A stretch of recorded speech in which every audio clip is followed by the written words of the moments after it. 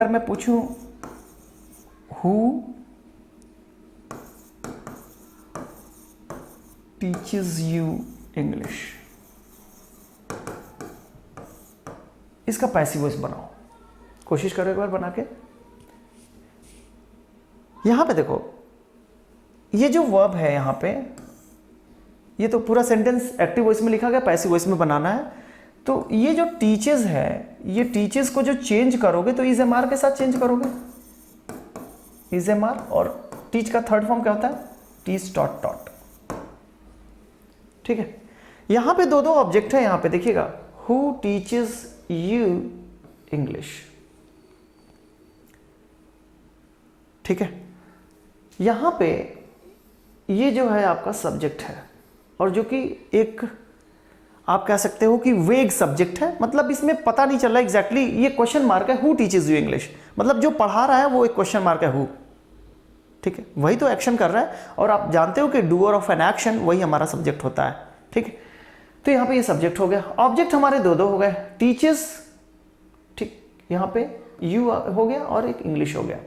एक बोलते हैं इसको इनडायरेक्ट ऑब्जेक्ट, एक बोलते हैं हम direct object. Generally living things हमारा इनडायरेक्ट ऑब्जेक्ट होता है, और यही लिखने का हमारा तरीका भी होता है कि वर्ब के बाद से अगर दो दो ऑब्जेक्ट आ जाए तो सबसे पहले हम इनडायरेक्ट ऑब्जेक्ट को, फिर उसके बाद से हम डायरेक्ट ऑब्जेक्ट को लिखते हैं।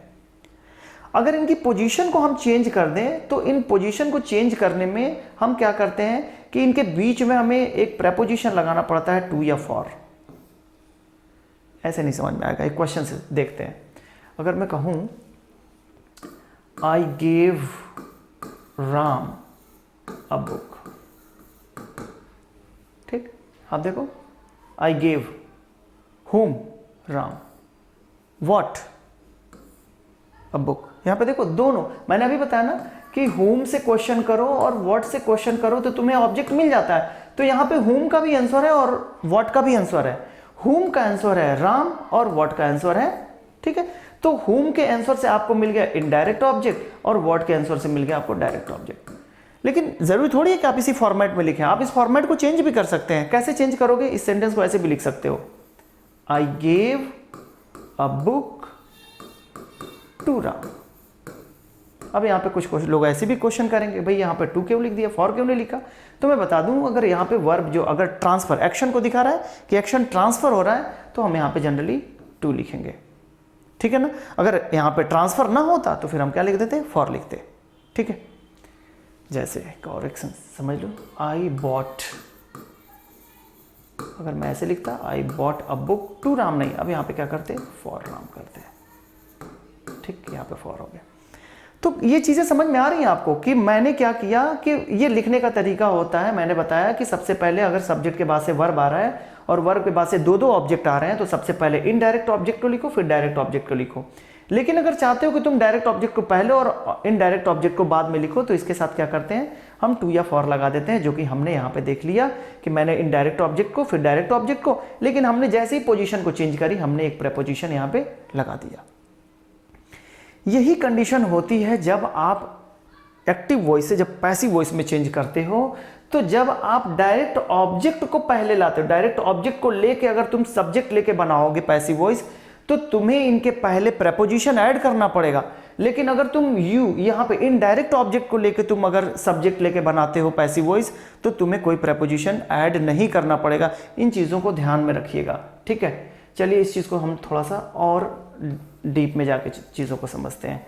ये कॉन्सेप्ट याद रहेगा तभी ये चीज़ें आप सही कर पाएंगे, वरना मुश्किल हो जाएगा, ठीक है। तो कोशिश करिए, एक बार देखिए हो पा रहा है कि नहीं हो पा रहा है। आप लोगों तो आंसर रटे होंगे, लेकिन रट के नहीं, चीज़ों को समझ के करो। यहाँ पे मिट गई चीज़ें, मैं इसको बता दूँ, हु, ठीक, यहाँ पे। अच्छा, ये सब्जेक्ट है तो सब्जेक्ट जो चेंज होगा अब यहीं पे चेंज हो जाएगा बाय हुम में, ठीक। आपने देखा था वो चेंज कर रहे थे बाय, राम बीट्स मोहन, तो Mohan is beaten by Ram, ठीक। तो यहां पे हमने उसी तरीके से इस सब्जेक्ट को हमने चेंज कर दिया बाय हुम। इंट्रोगेटिव सेंटेंस है तो जाहिर सी बात है इस वर्ब के साथ हम लिखेंगे ना, तो हम क्या लिखेंगे, इज एम आर में से किसी एक को सिलेक्ट करेंगे। अभी देखते हैं हमारा क्या सब्जेक्ट आता है, इज एम आर। हम यहाँ पे क्या कर रहे हैं, ऑब्जेक्ट को सब्जेक्ट बना रहे हैं, तो हम किसको बना रहे हैं, इंग्लिश को बना रहे हैं, ठीक है, तो इंग्लिश को हम बना रहे हैं यहाँ पे, इंग्लिश तो सिंगुलर है तो इज आएगा, MR में से कोई आएगा नहीं। By whom is English, verb की थर्ड फॉर्म लगाओ, टॉट टू यू लगाना पड़ेगा यहाँ पे इंट्रोगेटिव, ठीक है। ये फॉर्मेट है, इस तरीके से आप लिखोगे। अगर मैं क्या करूं, यू को मैं क्या करूं, अगर मैं सब्जेक्ट बनाऊं, इंग्लिश की जगह पे मैं यू रखूं, तो मैं कैसे लिखूंगा, बाय होम, जब यहां पे यू आएगा तो यहां पे क्या आ जाएगा, आर आ जाएगा, by whom are you taught English. अब यहां पे लिखोगे by whom are you taught to English, तब ये गलत हो जाएगा, ठीक है। तो ये चीजें रटने वाली नहीं थी एग्जैक्टली, ये कॉन्सेप्चुअल चीजें हैं जिसको आपको समझना चाहिए। एक बस क्वेश्चन आ गया तो मैंने सोचा कि आपके साथ डिस्कस कर लूं। आई होप कि ये सारे कॉन्सेप्ट, ये चीजें क्लियर हुई होंगी। अगर सही लगी होंगी तो कमेंट में जरूर अपने रिस्पॉन्स लिख के बताइएगा।